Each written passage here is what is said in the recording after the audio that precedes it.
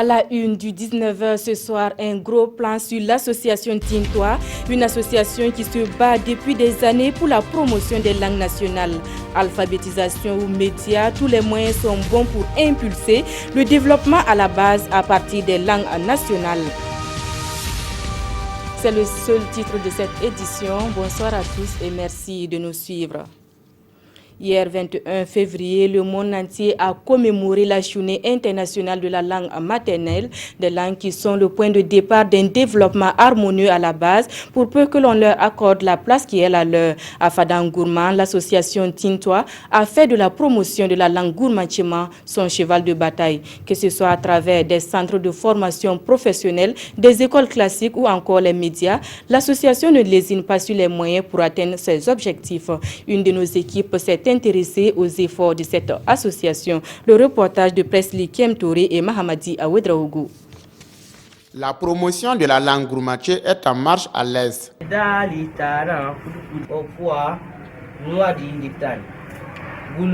L'apprentissage se passe au centre d'éducation de base non formelle de Fadangourma. Dans ce temple de savoir, toutes les disciplines sont enseignées en langue maternelle. Nous faisons la lecture en langue, le calcul aussi nous faisons en langue, l'agriculture, l'élevage et l'environnement. Nous avons la sensibilisation sur l'assainissement, sur la santé, l'hygiène. La majorité des manuels utilisés sont à mettre à l'actif de l'association Tintois, une structure qui vise à développer les richesses socio-économiques et culturelles à travers la promotion des langues nationales.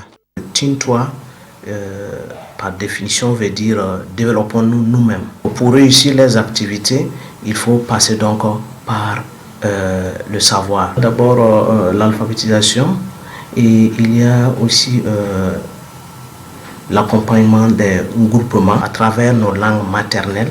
Et le producteur, une fois alphabétisé, ayant donc ces instruments, pourra donc mieux réussir donc ses activités. Pour Charles Dahani, l'implication effective des populations dans le processus démocratique et du développement rural passe par l'utilisation des langues nationales à tous les niveaux de la vie. Il est donc impératif d'instituer ces langues et de développer leur potentiel par le biais des médias.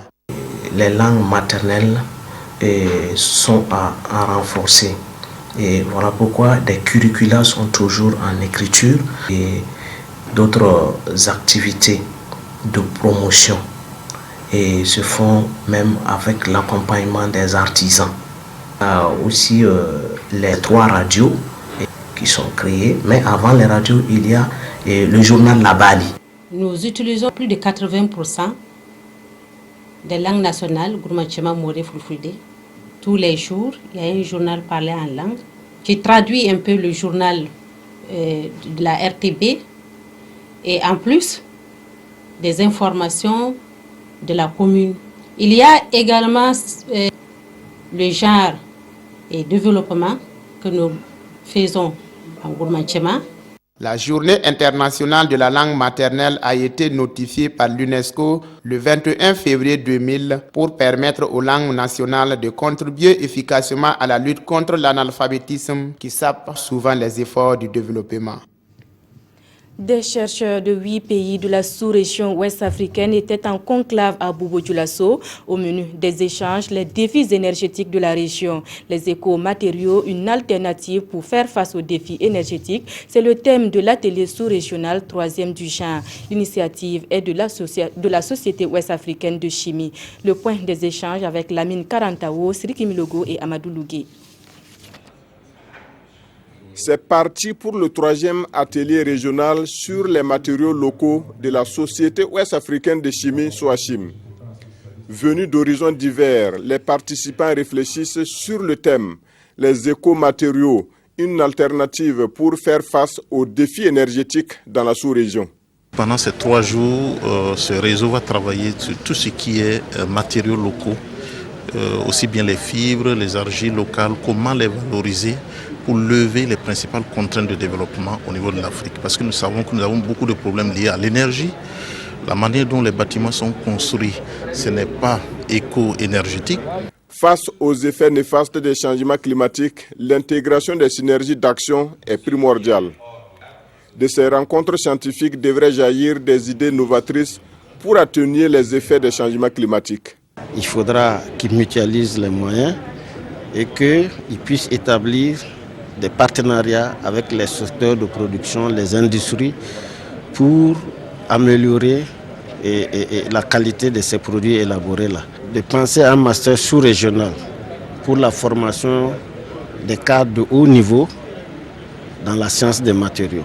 Créée le 14 février 1994, la Société ouest-africaine de chimie regroupe 8 pays. La Côte d'Ivoire, le Bénin, le Togo, le Niger, le Sénégal, le Mali, la Guinée et le Burkina Faso. En 23 années d'activité, la SOACHIM a contribué à la promotion de nombreux chercheurs et enseignants aux différents grades du CAMES. L'association des ressortissants de Zitenga Kasango, elle a une trentaine d'années d'existence. Le renforcement des liens entre les fils et filles de cette localité est la raison d'être de cette association. Un objectif qui a guidé l'organisation de la rencontre du week-end dernier à Bobo Dioulasso. Le commentaire de Ali Traoré. La joie des membres de l'association de Zitenga Kasango est grande. Ils reçoivent la visite de leur chef, Sa Majesté le Naba Tegere, qui a fait le déplacement depuis Zitenga Kasango dans la province du BAM. Une rencontre qui se tient à l'occasion de la cérémonie de présentation de vœux de cette association aux ressortissants de la province. L'objectif recherché par l'association, par cette cérémonie, c'est l'harmonie des enfants, la cohésion sociale, le rassemblement et l'union fraternelle entre les fils et filles de cette association.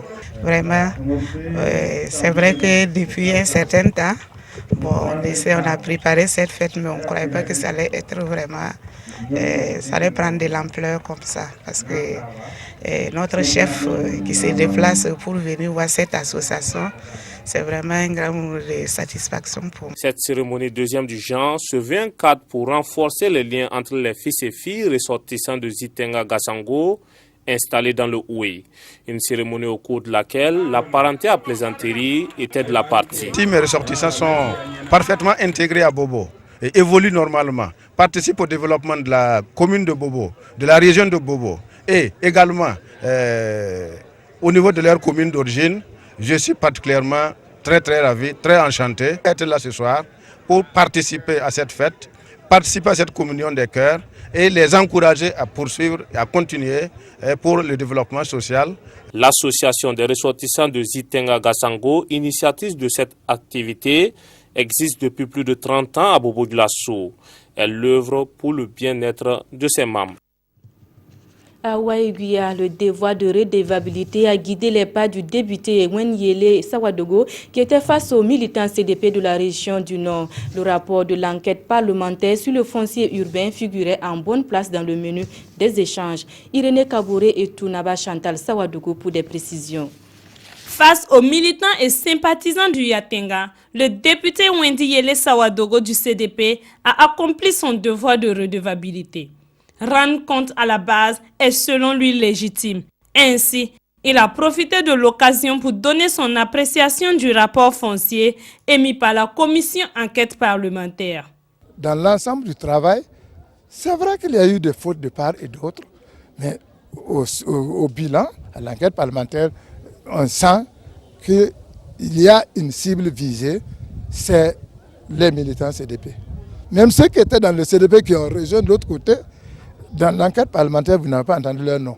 Mais pourquoi on cite que les militants du CDP et ne pas citer les autres? Donc, ce n'est pas encourageant. On n'a pas senti un effet recherché de comment résoudre le problème de la société, mais c'est comment résoudre le problème du pouvoir. Selon les premiers responsables provinciaux du Congrès pour la démocratie et le progrès, le parti se porte bien. Et actuellement, un nouvel organigramme est fait pour pouvoir remobiliser les militants. La commission ad hoc est une dynamique. Elle vient en aide au bureau exécutif national pour gérer un certain nombre de problèmes. Donc c'est une commission à la limite spéciale pour se pencher surtout par rapport à l'état des lieux de nos structures, mieux à la réorganisation et à la relance même de ces structures-là. À cette rencontre, les militants ont tenu à réaffirmer leur attachement au parti afin que le CDP retrouve sa place. C'est tout pour ce 19h. Merci de votre attention. Je vous retrouve tout à l'heure pour le compte-rendu du premier conseil des ministres du gouvernement Thiéba II.